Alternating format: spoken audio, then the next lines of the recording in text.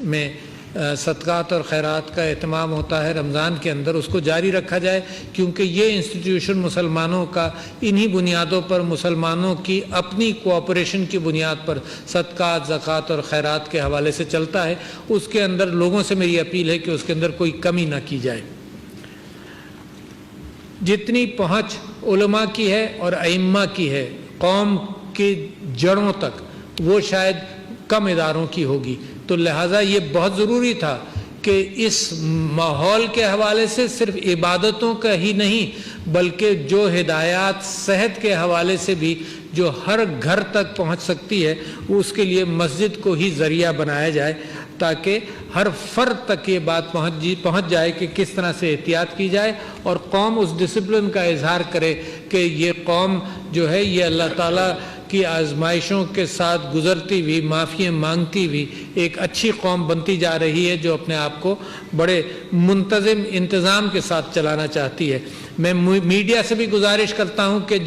جن چیزوں کا فیصلہ ہوا ہے یہ بالکل اتفاق رائے کے ساتھ ہوا ہے، کسی ایک فرد نے یہ بات نہیں کی، کسی ایک فرد نے، نہ کسی ایک حکومت نے یہ بات کی کہ تراویح نہ ہو اور مسجدوں کا لاک ڈاؤن ہوا، کسی نے نہیں بات کی، تو لہٰذا اس کو بلا وجہ ڈیبیٹ میں لانا کہ ایسا ہونا چاہیے ویسا ہونا چاہیے، کسی ایک نے نہیں۔ اور صحت کے ہیلتھ منسٹر بھی موجود تھے، ان کا جو مشورہ اور WHO کا جو مشورہ ہے وہ بھی اس کے اندر اس کو شامل کر لیا گیا۔ اب یہ ذمہ داری ہے صرف ہر فرد کی ذمہ داری ہے، یعنی یہ ائمہ کی ذمہ داری اکیلی نہیں ہے، نہ قانون کی ذمہ داری ہے امپلیمنٹ کرنے کے حوالے سے، یہ ہر فرد کی۔ جب اجماع ہو جائے خیالات کے اوپر اور اتفاق ہو جائے ائمہ کے درمیان، مشائخ علماء کے درمیان اور حکومت کے درمیان، پھر اس کی خلاف ورزی تو بالکل ایک گناہ سمجھی جائے گی۔ تو لہٰذا اب اس بات کی ضرورت ہے کہ عوام اس پر خود پابندی کرے۔ وہ قومیں ترقی کرتی ہیں جہاں پولیس مجبور نہیں کر رہی ہو پابندی کرنے کے لیے، بلکہ خود لوگ کہیں کہ ہم انتظام کریں گے اس بات کا۔ اور اسلام کے اندر مسجد نبوی سے اور قرآن کی آیات کے اعتبار اللہ تعالیٰ کے احکامات بھی آئے۔ جب مسلمانوں نے اس تنظیم کے معاملے کے اندر ذرا سی بھی کوتاہی ہوئی تو ایک بڑھتی ہوئی مسلم امت کے لیے بے انتہا ضروری ہے کہ وہ خود ان چیزوں کا اہتمام کرے۔ تو یہ لا اینڈ آرڈر سچویشن نہیں ہے، مگر ایڈمنسٹریشن مدد کر سکتی ہے، اور مساجد اور امام بارگاہوں کی کمیٹی سے میری گزارش یہ ہے کہ وہ اس کا بھی اہتمام کریں اور حکومت کے ساتھ ایک مشاورت کے اندر رہیں۔ تو یہ 20 نکاتی جو تجاویز ہیں یہ میں آپ کے سامنے پڑھ کر سناتا ہوں، اور یہ تحریری طور پر ریلیز بھی کر دی جائیں گی اور میں پڑھ کر بھی سناتا ہوں۔ مساجد اور امام بارگاہوں میں قالین یا دریاں نہیں بچھائی جائیں گی۔ یہ جو علماء کا فتویٰ تھا پہلا، اس حوالے سے ان احکامات کو بھی مشوروں کو بھی جوڑ لیا جا رہا ہے، اور جو حکومت چاہتی ہے اس کو ملا لیا جا رہا ہے کہ قالین اور دری نہ ہو، کیونکہ سانس کے ذریعے جو جراثیم اور جو وائرس اس میں جائے گا وہ دوسروں کے اوپر بھی اثر کرے گا۔ تو مساجد اور امام بارگاہوں میں قالین یا دریاں نہیں بچھائی جائیں گی، صاف فرش پر نماز پڑھی جائے گی۔ نمبر 2، اگر کچا، یہ تراویح کے اعتبار سے بھی ہے، فرائض کے اعتبار سے بھی ہے، جمعوں کے اعتبار سے بھی ہے، اور یہ سوشل ڈسٹنسنگ کا جو اصول ہے یہ دنیائے صحت نے اس کو اپنایا ہے۔ اس ڈسپلن میں رہتے ہوئے جو بھی کام کیے جائیں وہ سب ویسے ہی جائز ہیں، مگر اب ہم سب مہر لگا رہے ہیں سب لوگ مل کر اس بات کے اوپر کہ یہ ان اصولوں کی پابندی کر کر یہ کام کیے جائیں گے۔ جو لوگ گھر سے اپنی جانماز لا کر اس پر نماز پڑھنا چاہیں وہ ایسا ضرور کریں، اس کو انکریج کیا جا رہا ہے۔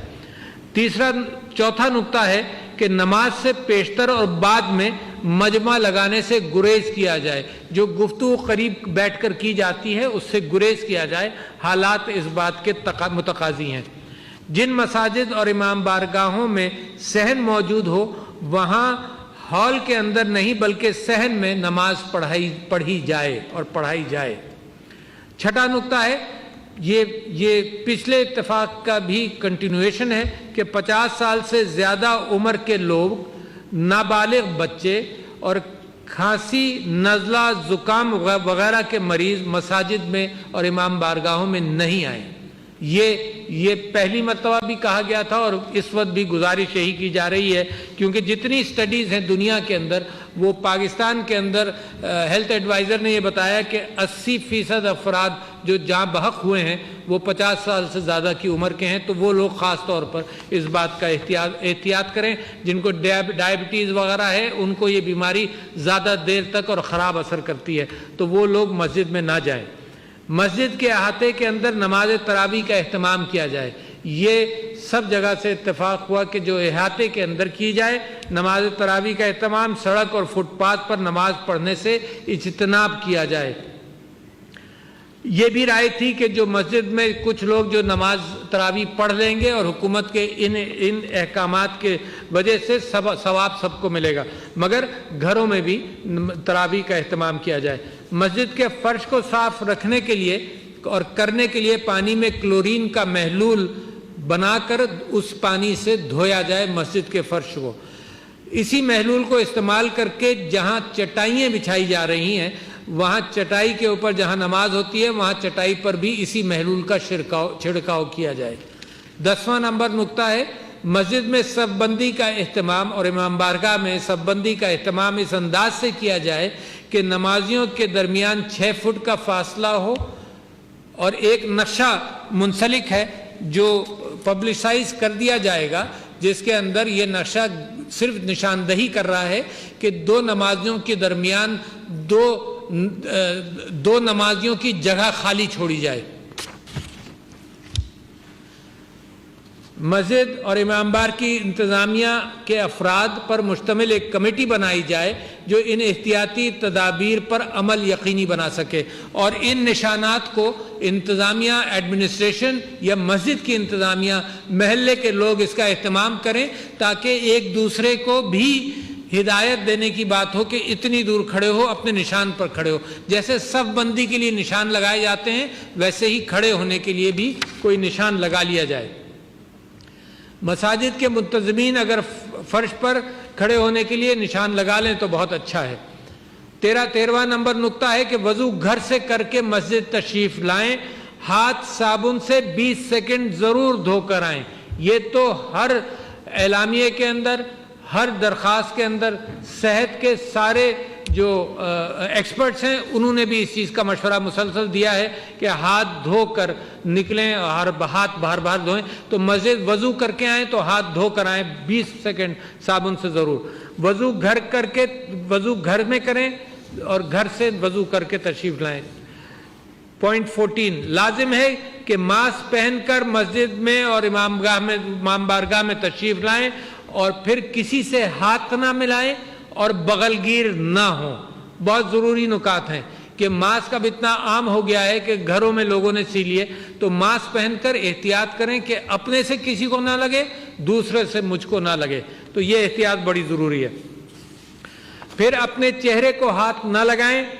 اس سے گریز کریں، اور گھر واپسی پر ہاتھ دھو کر یہ کر سکتے ہیں، مگر مسجد کے اندر بھی احتیاط کریں کہ چہرے کو ہاتھ نہ لگائیں، مصافحہ نہ کریں، بغل گیر نہ ہوں، فاصلے سے کھڑے ہوں۔ موجودہ صورتحال میں بہتر یہ ہے کہ گھر پر اعتکاف کریں، اور اس بات کا بھی امکان ہے، میرے لیے بھی، میں اپنے لیے بھی کہتا ہوں کہ موجودہ صورتحال کے اندر لوگ گھروں کے اندر تراویح پڑھیں تو وہ بھی اچھی بات ہے۔ حضور اکرم صلی اللہ علیہ وسلم نے گھروں میں بھی رات کی عبادت اپنے گھر میں ہی کی۔ 17واں پوائنٹ ہے مسجد میں افطار اور سحری کا اجتماعی انتظام نہ کیا جائے۔ لوگ قریب بیٹھ جاتے ہیں تو اجتماعی انتظام مسجد میں نہ کیا جائے۔ مسجد اور امام بارگاہ کی انتظامیہ، ائمہ اور خطیب، یہ 18واں نقطہ ہے، مسجد اور امام بارگاہ کی انتظامیہ، ائمہ اور خطیب ضلعی و صوبائی حکومتوں اور پولیس سے رابطہ اور تعاون رکھیں، اور ہر صوبے کے اندر ایک کمیٹی کی تشکیل دینے کا مشورہ ہے۔ یہ صوبائی ایڈمنسٹریشن کے ساتھ میں سمجھتا ہوں کہ ائمہ اور مشائخ کی علماء کی جو کمیٹی بنائے تاکہ مسلسل رابطہ رکھا جا سکے۔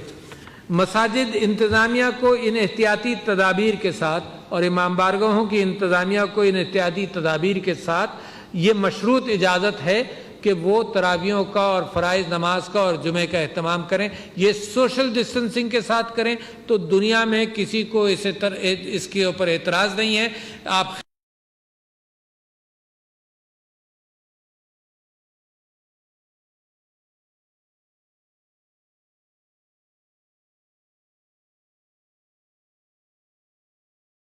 یہ جو احتیاطی تدابیر سے مشروط ہے یہ سارا معاملہ.